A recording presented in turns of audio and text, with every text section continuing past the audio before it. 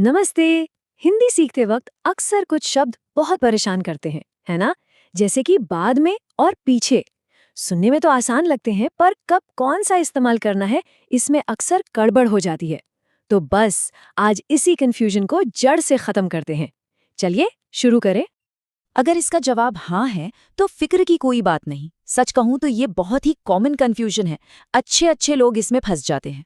पर एक वादा है, ये चर्चा खत्म होते होते इन दोनों शब्दों का फर्क एकदम शीशे की तरह साफ हो जाएगा। तो ठीक है, सबसे पहले उठाते हैं बाद में को। इसको समझने का ना एक बहुत ही सिंपल सा फंडा है। बस एक चीज से इसे जोड़ लीजिए और वो है टाइम, यानी कि समय। हाँ, तो इसका सीधा सा मतलब है लेटर या आफ्टर। मतलब जब भी कोई एक काम किसी दूसरे काम के होने के बाद होता है, यानी एक सीक्वेंस में, तब हम बाद में का इस्तेमाल करते हैं। पहले एक चीज हुई, फिर दूसरी। ये जो घड़ी का निशान है ना, इसे बाद में के साथ दिमाग में फिट कर लीजिए। अब जरा इस सेंटेंस को देखिए, मैं लंच के बाद काम पर जाऊंगा। यहाँ क्या हो रहा है? बहुत सिंपल है। पहले लंच होगा और उसके बाद काम पर जाना होगा। ये एक टाइमलाइन है, एक सीक्वेंस है जो पूरी तरह से समय पर डिपेंड करता है। एक और एग्जाम्पल देखते हैं। हम स्कूल के बाद कहीं कॉफ़ी पिएंगे। यहाँ भी वही लॉजिक है।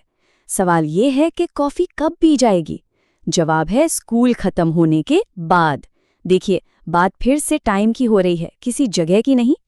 और इस वाले को देखिए, ब्रेंडा ने कहा कि वो मुझे बाद में फ़ोन करेगी। यहाँ बाद में का मतलब है लेटर, मतलब अभी नहीं, फ्यूचर में किसी टाइम पर। हमें ये नहीं पता कि कब, पर ये पता है कि कुछ वक्त बीतने पर फ़ोन आएगा। तो मतलब कनेक्शन फिर से टाइम से ही है। चलिए, अब बाद में को साइड में रखते हैं और आते हैं इसके जोड़ीदार पीछे पर। और हाँ, इसकी दुनिया बाद में से बिल्कुल अलग है। यहाँ टाइम का कोई लेना देना नहीं है। यहाँ सारी की सारी बात होती है स्पेस की, जगह की, पोजीशन की। पीछे का मतलब बहुत सीधा है, बिहाइंड।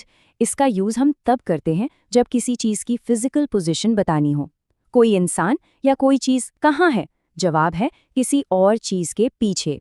तो बस ये जो लोकेशन पिन वाला आइकन है ना, इसे पीछे के साथ जोड़ लीजिए। अब इस सेंटेंस को इमेजिन कीजिए, वह मेरे पीछे चल रही थी। ये क्या बता रहा है?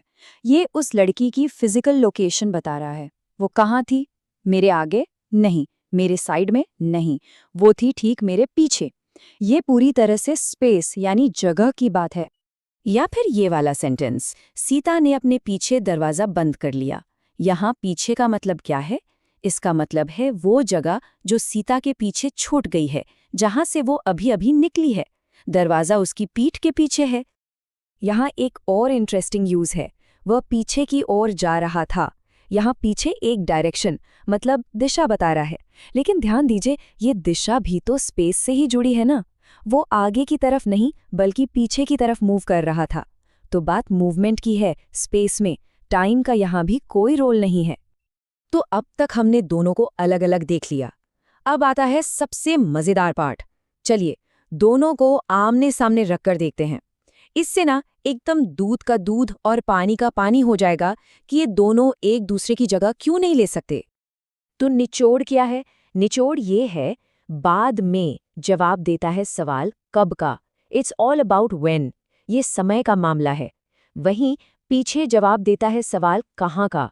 It's all about where. ये जगह का मामला है। बस यही सबसे बड़ा, सबसे जरूरी फर्क है। ये टेबल देखिए, ये सब कुछ एकदम क्रिस्टल क्लियर कर देगी। आप बोल सकते हैं कुर्सी के पीछे बैठ जाओ, परफेक्ट, क्योंकि ये एक जगह है।